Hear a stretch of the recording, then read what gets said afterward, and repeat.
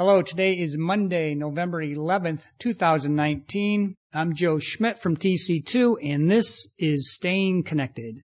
Today's podcast is part 2 of our podcast where I'm talking with my TC2 colleagues, Theresa and Knutson and Julie Gardner. They are the leaders of TC2's contract compliance and optimization practice. We're going to continue our discussion about some of the challenges faced by enterprise users when trying to manage transport expenses. On our last podcast, Theresa and Julie described the issue of credits sitting on company bills, going unused or being used in a, let's say, less than optimal way because the AP and TEM process for utilizing the credits is lacking rigor. Okay, thanks again, Theresa and Julie, for joining me. Theresa, let me start with you. In addition to the credit issue we discussed, I know that another changing factor that we see is the length of time that the billing dispute takes to get resolved. Hi, Joe, and thanks. It's good to be back. Yeah, historically, billing issues took no more than 3 or 4 months to resolve, and they were handled directly by your assigned account team. That was great because those were the days when you had account teams that were often fully or at least partially dedicated to supporting you. So depending on your size, that varied. The account teams, they knew you, they knew your company, and most importantly, they knew your contract-specific terms and conditions, so they knew how far back to calculate credits related to billing disputes. Right. So back in the good old days, that 3 to 4 months that Theresa mentioned, it's now grown anywhere from 6 months to 2 years and sometimes longer to resolve a billing dispute depending upon the size and the nature of the dispute in question. The time frame's lengthened for a couple of reasons. One is the process. Customers are now directed to file their disputes via the online billing portal. Now those portals are great, but you've got to input very specific information which routes the disputes to a billing rep who has very limited knowledge of your contract. So it's not the dedicated representation that you had previously that Theresa mentioned. What's happening now, we continue to see billing tickets closed out prematurely with an email that provides you with no follow-up point of contact. The reasons that the ticket is closed are often confusing or incorrect. Part of this is the loss of your dedicated billing support that Theresa mentioned again, and part of it is the increased scrutiny within the vendor billing department. The billing reps are under pressure to close their tickets quickly and to limit the refunds they give back to you. And they are measured on their ability to do just that. So I'm curious, Theresa, do you see customers having to reopen billing tickets on the same issue? Yeah, and it's really ironic that sometimes it can happen 2 or 3 times before you actually get to resolution. So once you do reach agreement on a credit related to a billing dispute, then there's a secondary process. It's an ever-expanding approval process that we see at all of our vendors, especially if you have credits due that are of significant size. So typically anything in the 6-figure arena has a lot of scrutiny around it. Verizon has a specific credit review committee. They call it the CRC, and they must secure approvals for different credit levels. AT&T has its own process, complete with a checklist that literally asks the billing rep to document how many times she or he attempted to sustain or deny the claim. So there's quite a gauntlet to go through in order to get a credit. It sounds like enterprises generally are just having to wait longer for credits. So once a claim is filed and the parties agree with the dispute, what else can go wrong? Oh, it's just the list goes on and on. But once you've gotten all parties to agree that there is a dispute and it's legitimate, you then have to calculate the resulting credit. So the time frame that the credit runs from depends on your specific contract. Worst case, you can go back 6 months from the date that you first raised the dispute, and you should make sure you have this date documented. So the example we gave is you open up a ticket about a dispute. It gets closed 2 or 3 times before it's finalized. Make sure you document that date that the initial dispute was raised.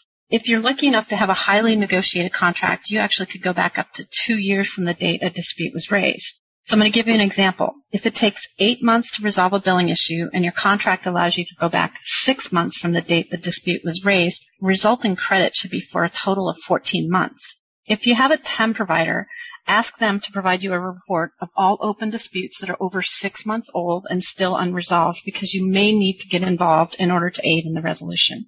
Right, and you should always ask for and review a copy of the credit calculation. They're frequently, actually I would say almost always incorrect.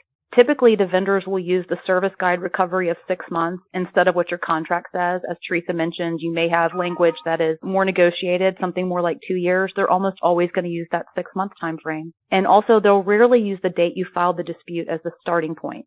That's why it's so important to document that date along with your dispute tracking number. So each time you have to refile the dispute, if it's closed prematurely, document each of those new tracking numbers, and you'll want to reference those as you update the dispute, making sure that you reference back to the initial dispute that you filed.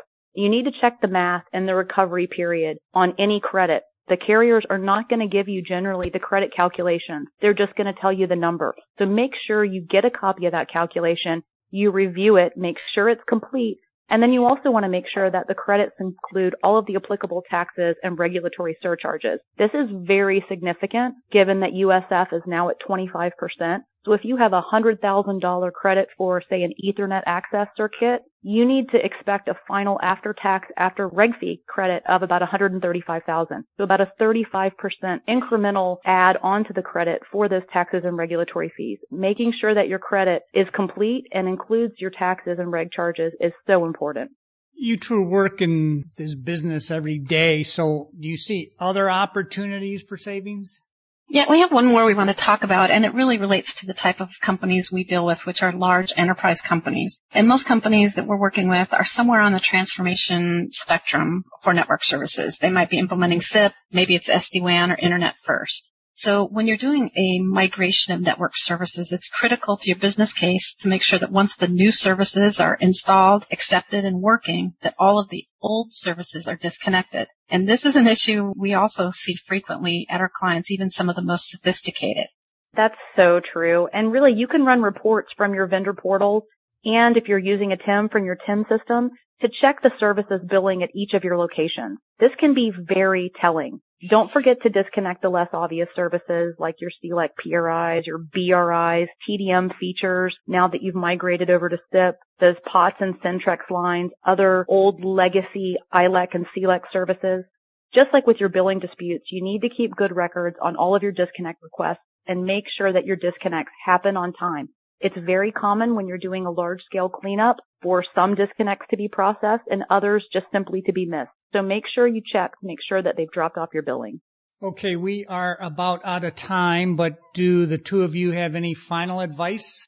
Yeah, I'd like to recommend to my clients to include an agenda topic as part of your normal monthly or quarterly meeting, both with your TEM and your underlying transport vendors, to cover unapplied credits and open billing disputes. This will ensure that you have adequate visibility to outstanding issues that are over a certain threshold of dollar amount or a length of time that the dispute has been outstanding. I recommend, anything that's taking more than 6 months to be resolved should be escalated. And if you're at the point where you're going to the market in a competitive procurement or RFP process, make sure to address this ever-lengthening time frame to get billing issues resolved in your RFP and seek for a set period of time before contractual escalation procedures are available to you, and that will help shorten that time frame to resolve disputes. Yes, and also management and monitoring of your credits and disputes will not only deliver savings, it's going to help you to more accurately forecast your network expenses. Likewise, making sure you close the loop on your transformation activities to ensure those disconnects happen on time, that's going to help you ensure your budgets stay on track. That's vitally important to all of the enterprises we work with, especially during this budget season.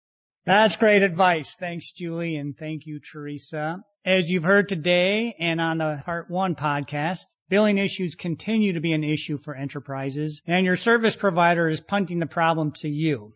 If these podcasts have you wondering if maybe you have some of these billing issues and you'd like to discuss them with us, you can contact Julie, Theresa, me, or any of our TC2 and LB3 colleagues by giving us a call or sending us an email. If you'd like to stay current, you can subscribe to Staying Connected on a number of platforms like Google Play, YouTube, SoundCloud, iTunes, and Spotify. And we also encourage you to check out our new websites at TC2 and LB3, and please follow us on LinkedIn.